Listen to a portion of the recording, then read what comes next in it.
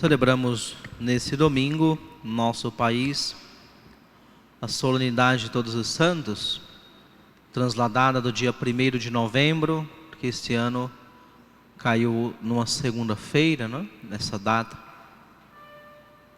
A igreja todos os anos celebra a solenidade de Todos os Santos, dia 1º de novembro, e no dia 2, no dia seguinte, a comemoração dos fiéis defuntos, que nós celebramos na última terça-feira.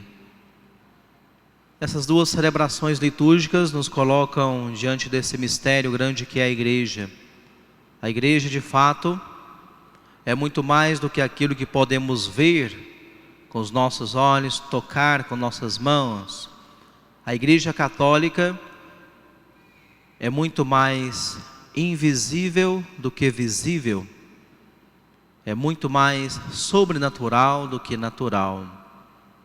A igreja é o corpo místico de Cristo, esta comunhão de todos os seres humanos que receberam a graça do batismo e estão unidos a Deus, que é Pai, que é Filho, que é Espírito Santo. Portanto, não se limita somente à comunidade aqui nessa terra, a comunidade eclesial aqui, peregrina, mas também se refere àqueles que já estão no céu e àqueles que se purificam no purgatório.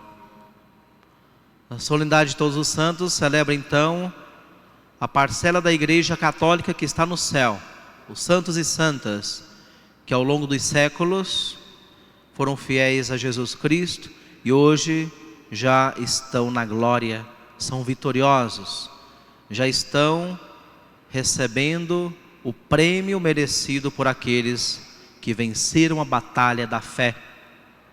Como no dizer de São Paulo, combateram o bom combate, guardaram a fé.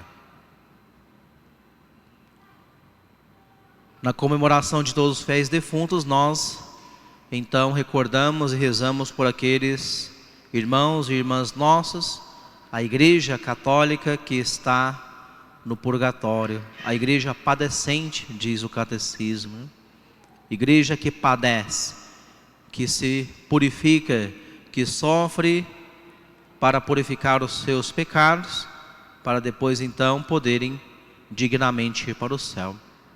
Pois como sabemos, no céu só entram os santos. Quem não é santo não pode entrar no céu. Mas de fato existem pecados que são mortais e pecados que são veniais. Não é assim que nós aprendemos na doutrina?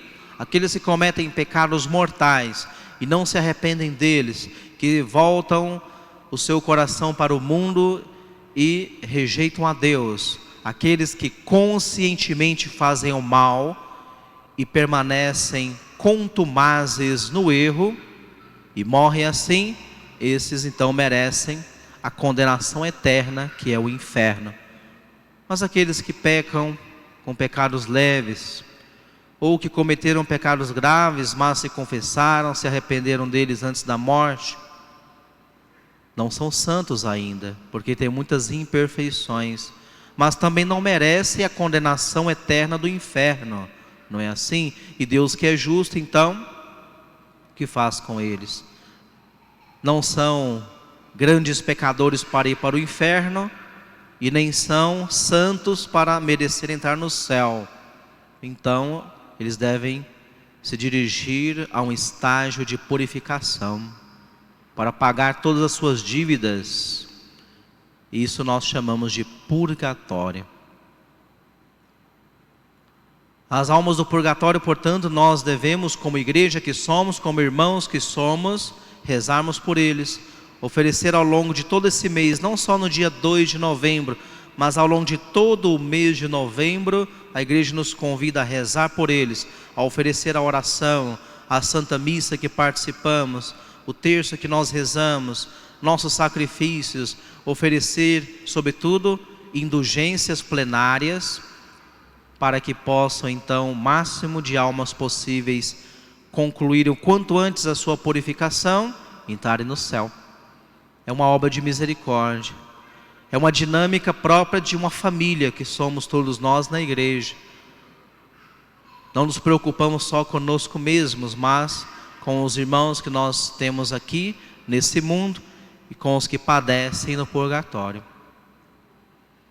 Mas hoje celebramos aqueles que já estão na glória. Eles não precisam das nossas orações em seu favor. Eles, no dizer de São Bernardo de Claraval, grande santo da Idade Média, ele dizia que os santos não precisam nem dos nossos louvores, nem da nossa recordação. Eles já estão na glória. Eles não precisam de que nós nos lembremos dele, muito menos de que nós ofereçamos qualquer oração por eles, porque eles já estão no máximo da glória que podem receber de Deus. Por isso, quando nós prestamos culto aos santos, isso é do nosso interesse. Porque pelo fato deles estarem tão perto de Deus, nós sim que precisamos da sua intercessão. Precisamos pedir a eles ajuda para que um dia também nós vaiamos para o céu. E eles, como já são merecedores da glória, eles que têm méritos diante de Deus, podem interceder por nós. Estão lá diante do trono do Altíssimo.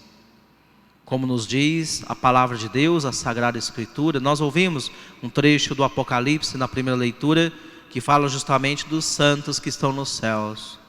São uma quantidade, um número imenso que não se pode contar, de pessoas que estão lá com as suas vestes brancas, porque foram lavados e alvejados no sangue do Cordeiro. Quem é esse Cordeiro? É Jesus Cristo, nosso Salvador. Eles estão contemplando a Cristo face a face. Uma multidão imensa de todas as tribos, línguas, povos e nações. E eles cantam os louvores de Deus incessantemente.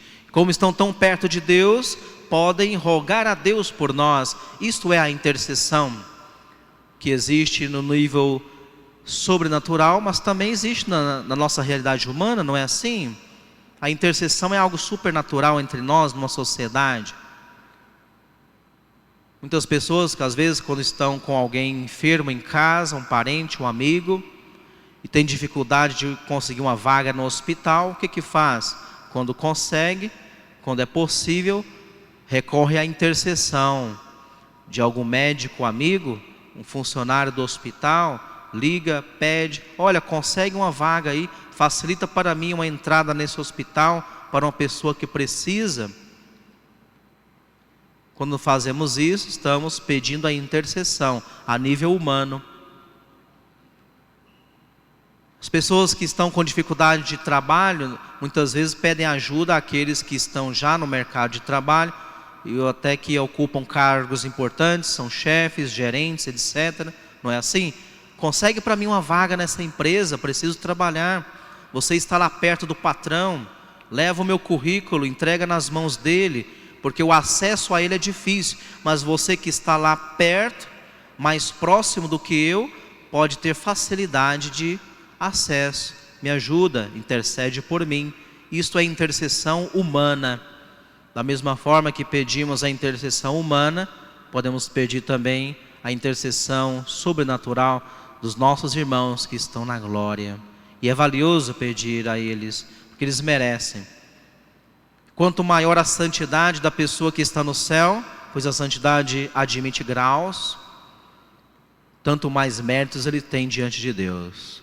Uma pessoa que viveu nessa vida, digamos assim, entre lutas constantes, pecava, se arrependia, se confessava e foi lutando e entrou no céu assim, batendo na trave, não é? É santo, está no céu. Mas é diferente de um São Francisco de Assis, que viveu anos e anos de santidade ilibada, de Santa Teresa de Calcutá, de qualquer santo que vocês quiserem recordar, que estão canonizados. Quando pensamos em todos os santos canonizados, nenhum deles, né, se compara aos méritos da bem-aventurada Virgem Maria. Por isso nós prestamos a ela um culto especial. Aos santos, né, nós pedimos a sua intercessão para assuntos concretos, mas a Virgem Maria ela é a rainha de todos os santos, de todas as santas. Por quê? Porque foi concebida sem pecado. Então nunca na sua vida ela se atrasou um só instante em alcançar a Deus. Toda a sua trajetória aqui na terra foi linear, sem nenhum obstáculo, sempre ganhando a cada segundo de vida, ganhando mais e mais méritos diante de Deus, pela sua vida ilibada, santa, pura e sem mancha. Nesse sentido, ela é a grande campeã da santidade. Os demais santos, como nós, estamos manchados pelo pecado. E por isso, às vezes fazemos coisas boas, às vezes fazemos coisas ruins, nos arrependemos, voltamos a lutar. A Virgem Maria não. Ela nunca precisou lutar contra o pecado, porque foi concebida sem a mancha do pecado original. Nunca teve que pedir perdão a Deus, porque jamais pecou. E assim, os méritos que ela tem diante do Altíssimo são muito maiores, e mais ainda pela sua maternidade. Nenhum santo, nenhuma santa pode dizer que é mãe de Deus, só a Virgem Maria. Levou o Senhor no seu ventre e deu à luz, cuidou. Ninguém teve a Cristo tão perto de si como a Virgem Santíssima. Por isso o culto que nós prestamos a ela e a intercessão que nós pedimos a ela não se compara com nenhum dos santos e santas da igreja.